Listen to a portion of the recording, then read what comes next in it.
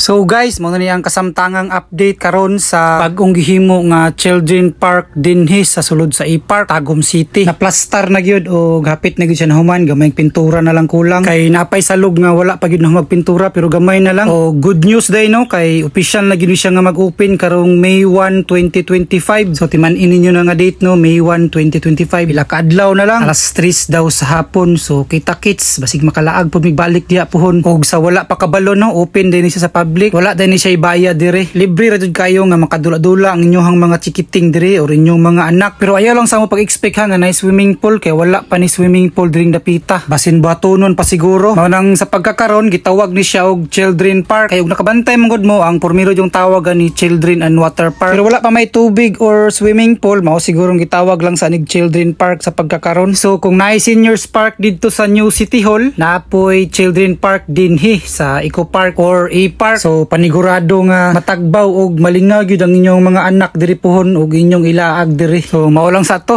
Daghan kayong salamat. Takits pohon. Thank you.